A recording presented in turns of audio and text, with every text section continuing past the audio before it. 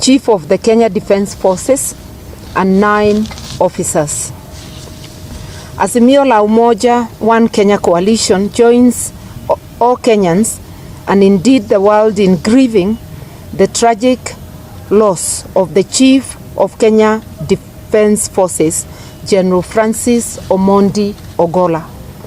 The General passed on yesterday as a result of a tragic helicopter crash at Kaben-Chepturel boundary between Elgeyo Marakwet and West Pokot counties. General Ogolla died in the course of duty alongside 9 other officers, Major George Benson Magondu, Brigadier Swale Said, Colonel Duncan Keitani, Lieutenant Colonel David Sawe, Captain Sora Mohammed, Captain Hilary Litali, Senior Sergeant John Kenyua Mureithi, Sergeant Cliffons Omondi, and Sergeant Rose Nyawera. This is devastating, not only to the country but more to their families.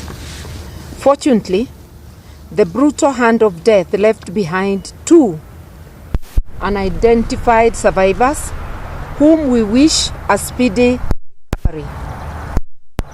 We also ask that they be secured and afforded the best treatment that we can afford.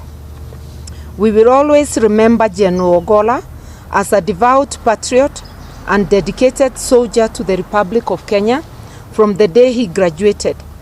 He has been through multiple tours of duty and ultimately as the top soldier in Kenya, the Chief of Defence Forces, the CDF. He was revered by his colleagues at home and abroad. He has had a service of 40 years.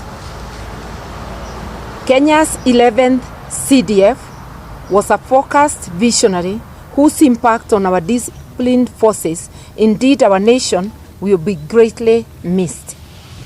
To General Ogolla's family and the families of the other fallen soldiers, we offer our deepest condolences. At this most difficult moment, we stand with them and our prayers are with them. As Azimio, we are deeply concerned that the Kenya Defence Forces have had several other accidents in the last 12 months, including yesterday's tragic crash.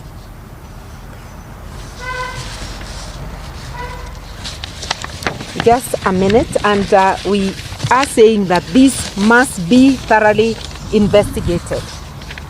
We are aware that it is the Kenya Defence Forces that secures the flights of their commander-in-chief, as well as of their top officer, who is the CDF, the Chief of Defence Forces.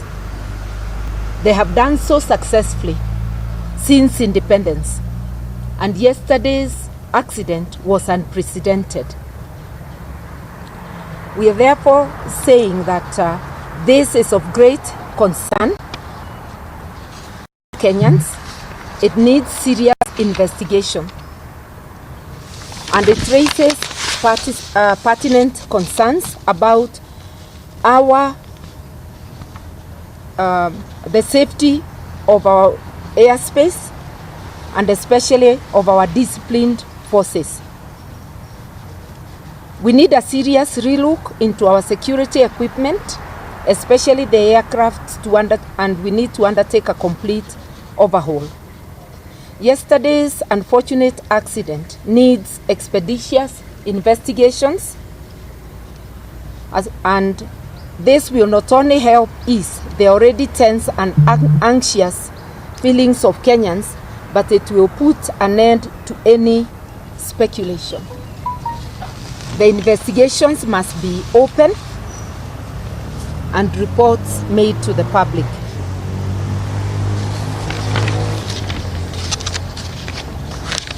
we also wish to ask the Ruto administration to consider the welfare of our disciplined forces and their families.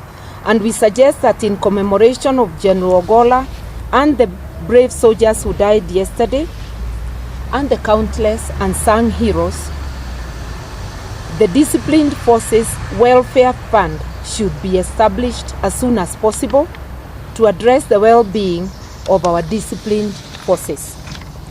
The questions Kenyans are asking, in conclusion, is whether it is routine for the Chief of Defense Forces to go and inspect construction of classrooms.